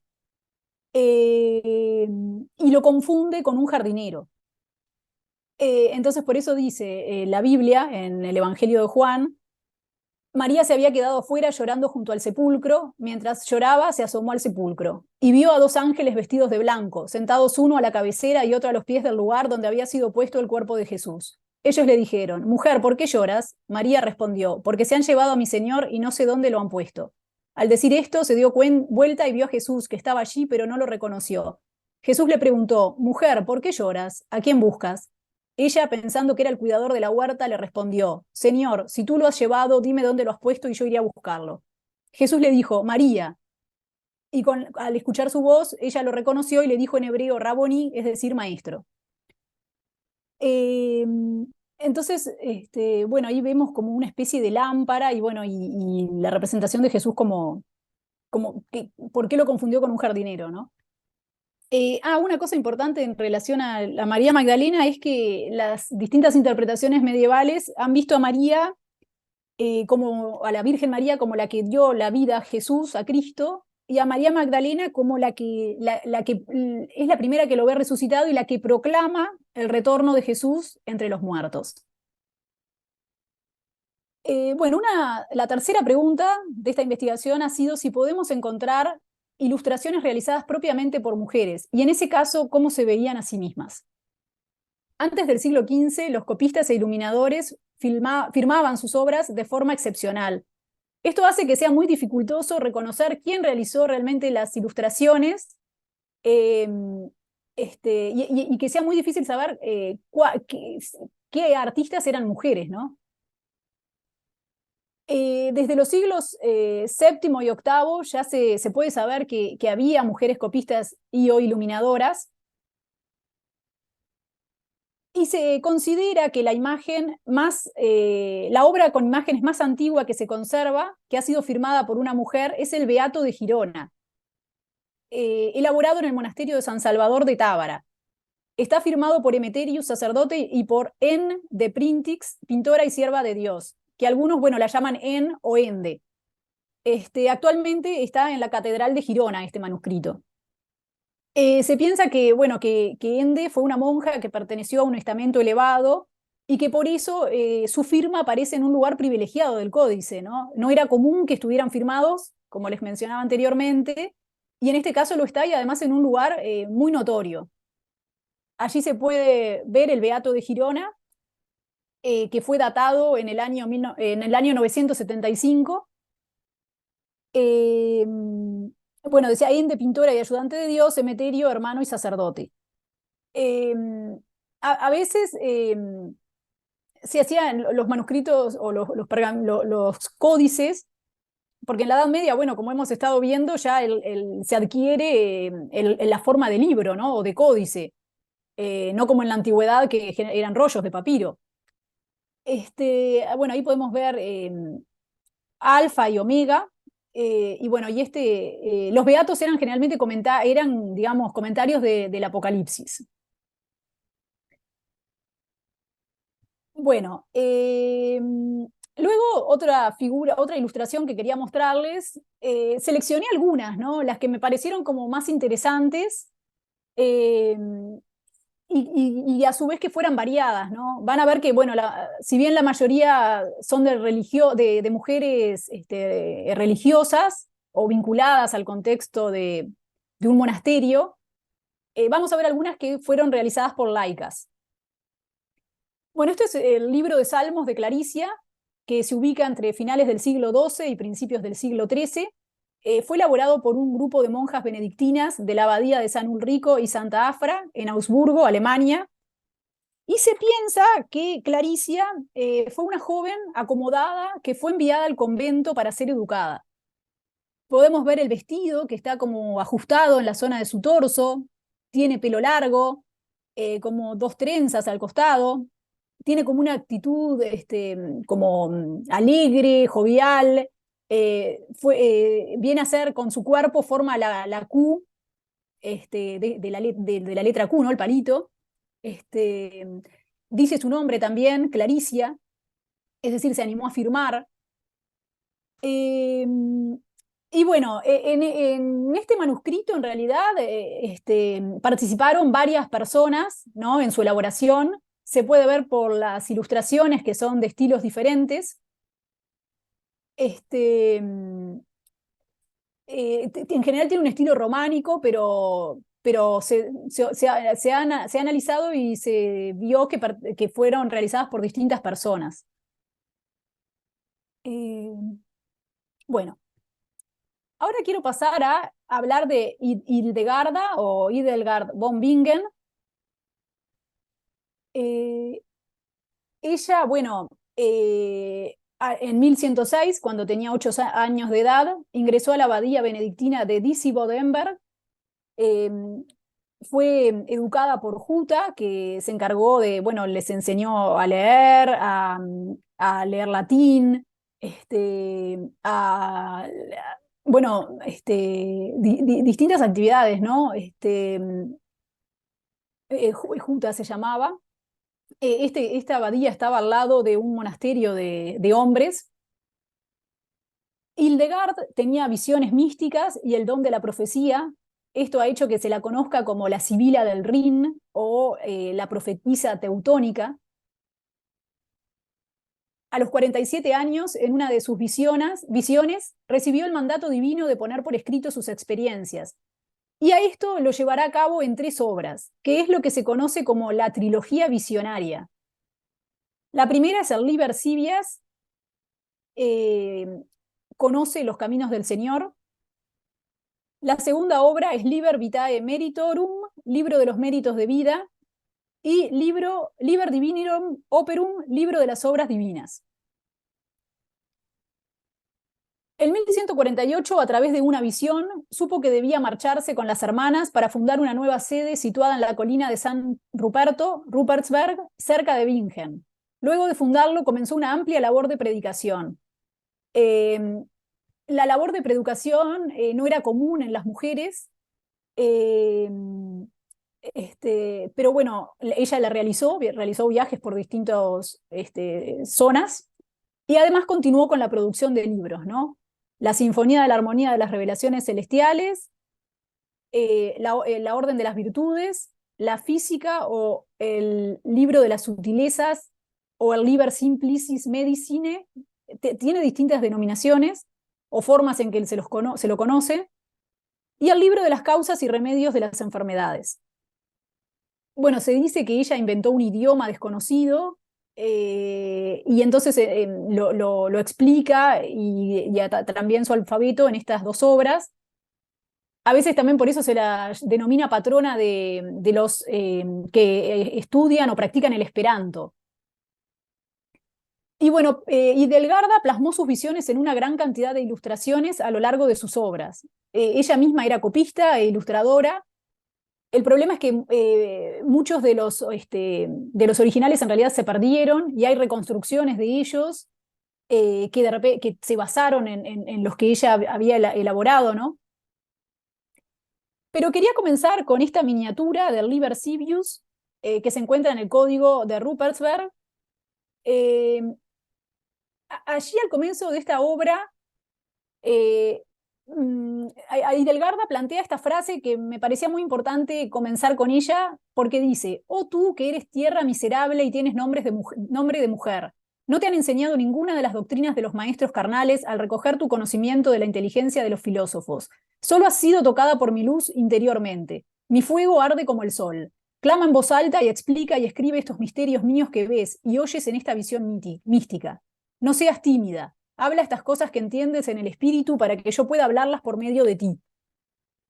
No es menor que ella empiece presentándose como mujer, ¿no? Mostrando o haciendo patente la debilidad que se les atribuía a las mujeres, y que la presente como algo que ha sido transmitido directamente por Dios, ¿no? A través de una visión divina. En la Edad Media las mujeres no tenían permitido la docencia en el ámbito público, únicamente a nivel privado, por ejemplo, a las novicias, a las monjas del convento propio, ¿no? De estos 2 conventos que ella fundó y de los que fue abadesa. Entonces es como si ella se quisiera presentar en su debilidad de mujer. Es más, a lo largo de su obra muchas veces expresa que ella es ignorante, que no fue educada, pero bueno, ella en realidad había tenido una formación, conocía bien los debates y las corrientes filosóficas de su época, sabía leer en latín, podía predicar en latín. Era como, si ella se presentaba de esta forma, era más posible que pudiera decirlo, ¿no? Decir este tipo de cosas que ella va manifestando a lo largo de su obra. Aquí en esta representación aparece, bueno, con rayos de fuego que llegan hasta su cabeza, hasta sus ojos, iluminan su cerebro, su visión interior, vienen a ser las llamas del Espíritu Santo, eh, y, y bueno, la vemos también con unas tablillas de arcilla que en la Edad Media se utilizaban para realizar borradores. Y quien la acompaña es el monje Volmar, que era su secretario, lo fue, era un monje al que le tenía una gran confianza. Y además fue muy importante la presencia de este monje y también que ella lo dibujara o aparezca dibujado en las representaciones, ¿no? de distintos ilustradores, porque era como el testigo de que ella tuvo esas visiones, ¿no? De que realmente eso había sucedido. Eh, bueno, algunos lo han interpretado también como que tuvo que ver con el control masculino del que no podía salir. Aquí podemos ver otra representación de Hidelgarda, las llamas de fuego ardientes sobre su cabeza, otra vez la tablilla de arcilla, siempre ella dirigiendo la mirada hacia arriba, mirando hacia el cielo, en contacto con Dios. Si bien ella aclara que bueno, no fueron experiencias, sus visiones no eran experiencias extáticas, ¿no? Durante mucho tiempo las ocultó porque, bueno, por miedo, sabía que otras personas no las tenían y bueno, recién pudo hacerlo una vez que tuvo como la fuerza para ver que correspondían con su misión divina. Bueno, allí podemos ver nuevamente al monje, al secretario Volmar y a la hermana, que está también allí al costado, Ricardis de Stade, que también fue una gran ayuda para Hildegarda. Les quería mostrar esta representación que aparece en el Liber Divinorum Operum, el libro de las obras divinas que hablábamos recién, es el tercer libro de la trilogía de visiones de Hildegarda, en donde aparece la visión 1 de la primera parte del libro llamada Teofanía del amor divino. Allí podemos ver una imagen de la divinidad en su representación de la Trinidad. Podemos ver al Padre en la parte superior, al Espíritu Santo con las alas y al carnero que representa a Jesús. Vemos también cómo la divinidad aplasta al demonio, que está junto con la serpiente, que veíamos recién que es símbolo del demonio. Bueno, esta es una de las visiones que se le presentó a esta monja. Otra de las representaciones que quería mostrarles es la de las esferas cósmicas y el ser humano. Se encuentran, bueno, todo esto que les estoy mostrando se encuentran en una de las copias que está disponible en la Biblioteca Statale di Lucca. Allí podemos ver la representación del universo con sus esferas, de la cual, ¿sí? De la cual es parte el ser humano. Podemos ver a Dios rodeando todo, en su manifestación de padre e hijo, con las dos manos tomando la esfera roja más externa, la esfera o el círculo como forma perfecta, que no tiene ni principio ni fin. Y bueno, algunos autores han vinculado esta representación con las proporciones del cuerpo humano, de acuerdo a Vitruvio, el arquitecto y escritor romano. Porque, bueno, largo, digamos, del cuerpo humano es el mismo que el de los brazos extendidos a los costados, ¿no? Largo y ancho con la misma extensión. Y también hay quienes lo vinculan con la representación que posteriormente realizará Leonardo da Vinci con el hombre de Vitruvio. Vemos cómo ella no solamente quiso representar al hombre, ¿no? de sexo masculino, sino también a la mujer, pero porque ella hace una descripción muy pormenorizada, ¿no? de cada una de las visiones y de cada una de las ilustraciones que acompañan sus textos. Bueno, en su obra, Libro de las Obras Divinas, libera de la culpa a Eva, digamos, de que Adán mordiese el fruto prohibido a causa de ella, y sostiene que los dones de hombres y mujeres se complementan entre sí. Además, su tratado medicinal, Causa et Curae, fue una obra de referencia para médicos y estudiosos hasta el siglo XV. Incluso, bueno, la figura de Hildegarda ha sido tomada o rescatada a partir de la década de 1980 por todos los movimientos de New Age, por los movimientos ecologistas, por los grupos feministas, por muchas cuestiones que ella menciona a lo largo de sus obras, ¿no? Una cuestión importante, por ejemplo, es que ella habla de la primera menstruación de las mujeres, de la menopausia, lo cual tenemos que tener en cuenta que la mujer era considerada impura durante la menstruación, ¿no? No podía cocinar, no podía realizar plantaciones y demás, porque los frutos y demás, o las plantas se secaban. Y bueno, tenía como que aislarse en ese periodo, y ella, bueno, habla sobre distintas cuestiones sobre la mujer y sobre distintas enfermedades, sobre plantas curativas, etc.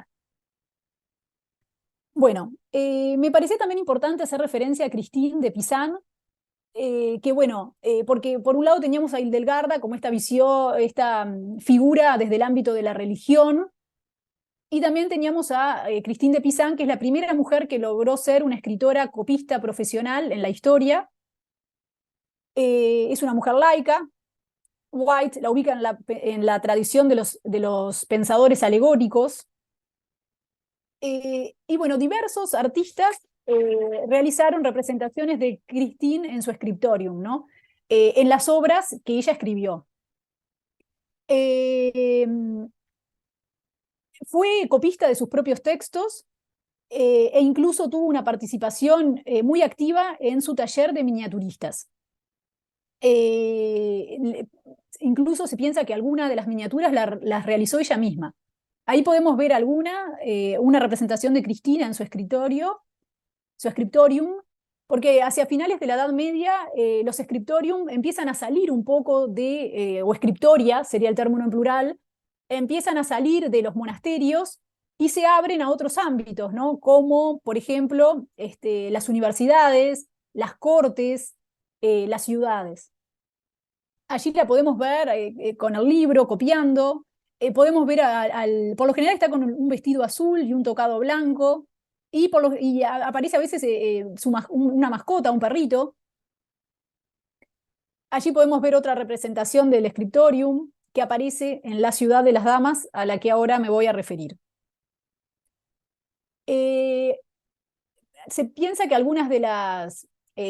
bueno, y por lo que nos dice la propia Christine, una cosa muy importante de Cristina de Pizan es que ella, bueno, era italiana, en realidad era hija de Tommaso da Pisano, que fue contratado por Carlos V, un francés, el monarca francés, para que fuera el físico de la corte.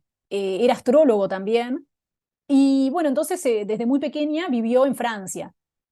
Por eso muchas veces vamos a ver que aparece su nombre escrito con Z, si se toma el origen italiano de la escritora, o con S, si se toma, bueno, el lugar donde en definitiva vivió en Francia, ¿no?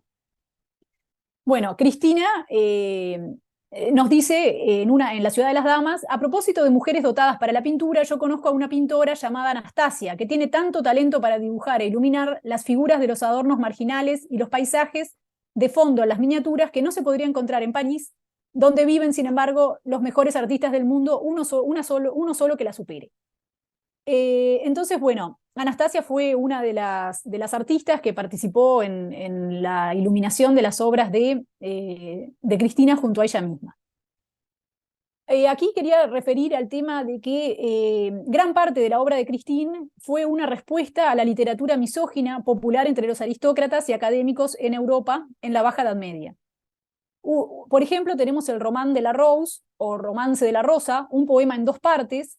La primera, que fue creada entre 1225 y 1240 por Guillaume de Lorris, en donde cuenta, bueno, que el amante, Guillaume, se encuentra, entra a un jardín maravilloso, de placer, acompañado por la dama de ocio, y ve a una rosa bellísima de la cual se enamora.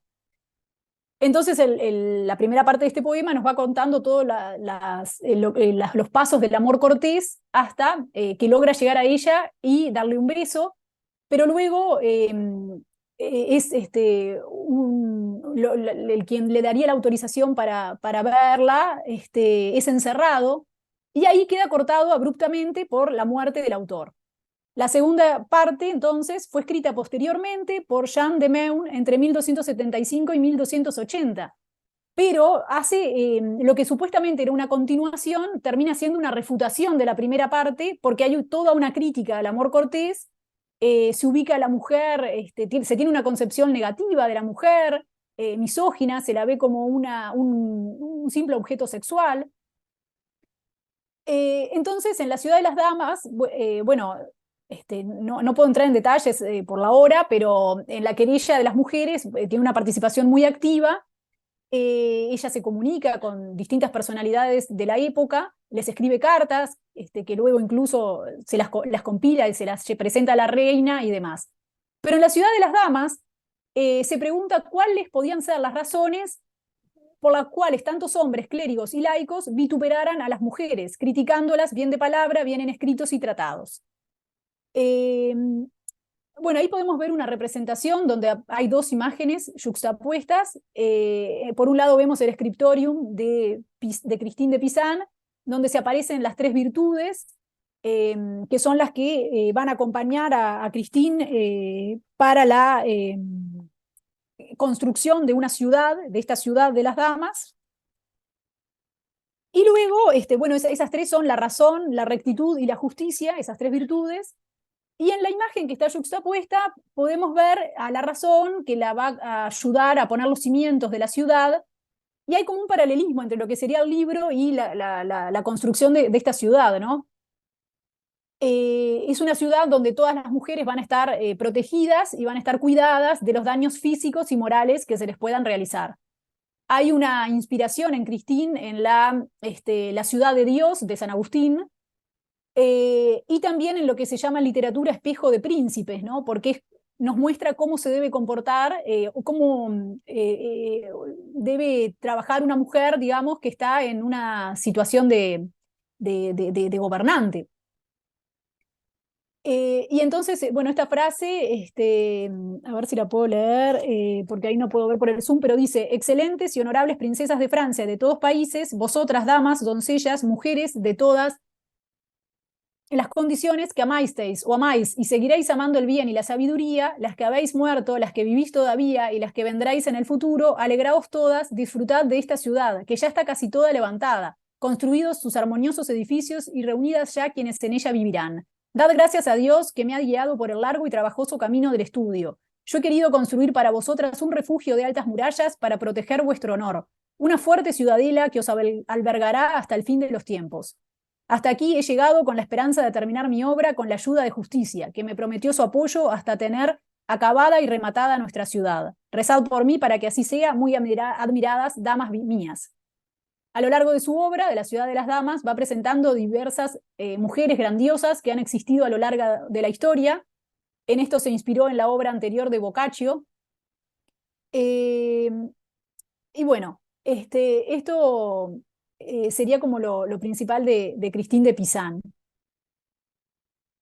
Y también les voy a mencionar a Jeanne de Montbaston, que fue una iluminadora que trabajó ya en el ámbito de un taller urbano junto a su esposo Richard de Montbaston en el siglo XIV, y se retrataron a sí mismos en diversos manuscritos. Yo allí les puse un retrato que hicieron de sí mismos en su scriptorium, cada uno de ellos, que está disponible en el Romance de la Rosa, al que hacía alusión recién, en donde se puede ver a cada uno de los dos.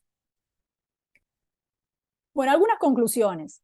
Con respecto al rol de las mujeres en el arte del scriptorium, podemos concluir que los hombres no fueron los únicos que produjeron manuscritos ilustrados y que hubo mujeres muy talentosas que participaron en su elaboración. Las investigaciones en distintas áreas del conocimiento, paleontológicas, arqueológicas, documentales, históricas, filosóficas, nos brindan elementos para iluminar la vida de las mujeres que produjeron los libros de la Europa medieval.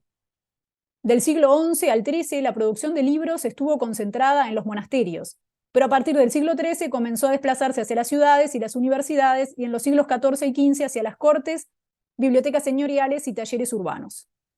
A lo largo de la Baja Edad Media es posible hallar iluminadoras vinculadas a contextos eclesiásticos, así como a profesionales laicas. Vemos que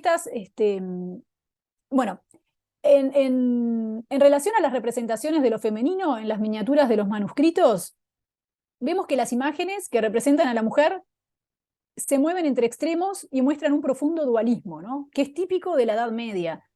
Pasamos se mueven entre la noción de pecado y de santidad, de luz y de oscuridad, vida terrena y vida supraterrenal, Dios, diablo, cuerpo, alma, interior, exterior, natural, sobrenatural.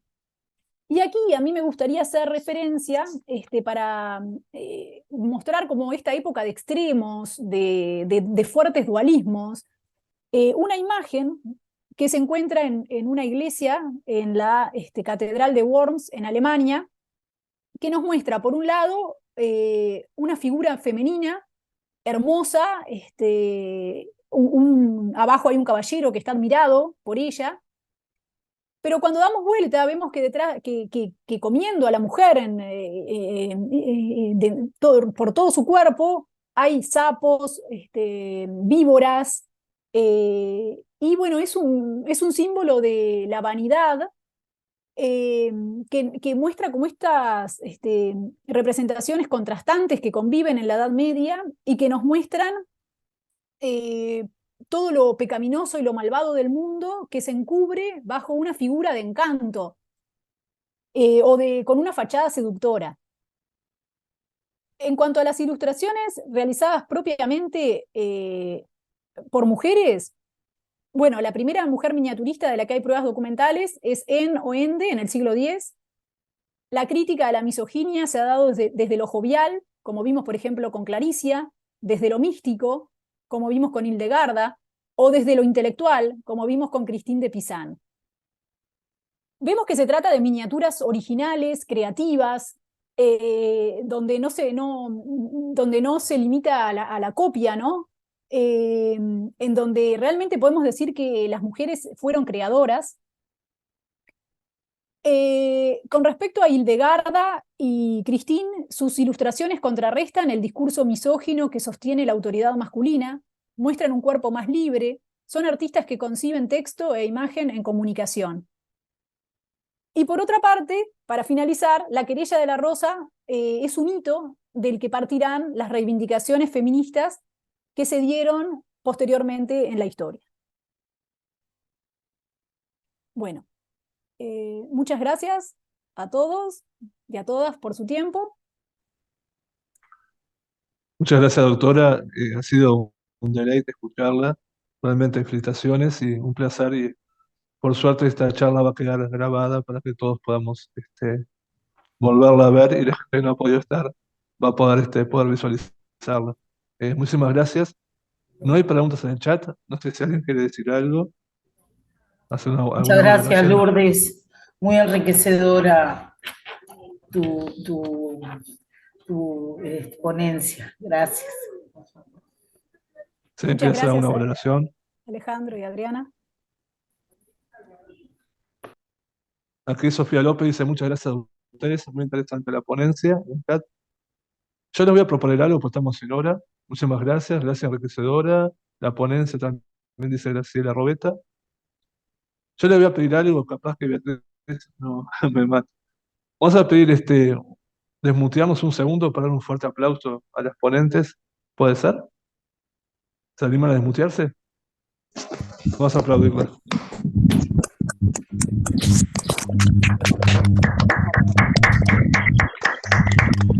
Bien. Bueno, muchísimas gracias a todos. Muchas gracias a ustedes por escuchar. Y nos veremos tanto a Andrea como a Lourdes y nos veremos en otras actividades este año que ya van a tener novedades dentro de... Bueno, un abrazo y muchas gracias. Beatriz, si querés cerrar tú. Sí, bueno, muchísimas gracias tanto a Andrea como Lourdes y bueno, a todos los compañeros que compartieron la experiencia hoy y por supuesto Alejandro y Adriana. Y sin duda nos vamos a estar viendo y muy prontito porque ya están las inscripciones abiertas, ustedes saben, para otro de los ciclos de formación organizados por la Inspección de Filosofía que se va a realizar en abril. Y ya hay otras fechas sobre las que estamos conversando, así que sin duda, la casa de Alicia, tanto virtual como la real, abierta para recibirlos cuando quieran. Muchísimas gracias a todos y hoy es jueves, todavía nos queda el viernes, pero felices Felices vacaciones, vacaciones. colegas. Y además, bueno, confirmarles que en breve van a estar recibiendo las certificaciones correspondientes. Tenemos que hacer todo el control de asistencia y de inscripción, pero no se preocupen que les va a llegar. ¿Ah? Quería agregar, además del agradecimiento a la gente que estuvo compartiendo con nosotros, que le había dicho a Alejandro de compartir la ponencia y la presentación, después lo hacemos así le llegan con las certificaciones. Sin duda, eso tenés razón, Andrea, que me había olvidado de Perfecto. mencionarlo, tanto la presentación como el trabajo de Andrea les va a llegar conjuntamente con la constancia y la certificación. Muchísimas gracias, Andrea, también por eso. Y además también, en breve, después de un trabajo de edición para corregir algunas cositas, va a quedar subido el video de esta charla en el canal de YouTube de la Cátedra Alicia Goyena, así lo pueden tener como insumo también para buscar alguna de los materiales o algún pasaje que de repente quieren volver a escuchar, ¿sí? Siempre es un insumo muy interesante porque eso queda colgado y no hay momento, no hay lugar, no hay tiempo para volver a recrearlo. Muchas gracias a las anfitrionas de la Cátedra Alicia Goyena. Un Gracias. gusto. Hasta la A ustedes. próxima. Bienvenida. Hasta luego.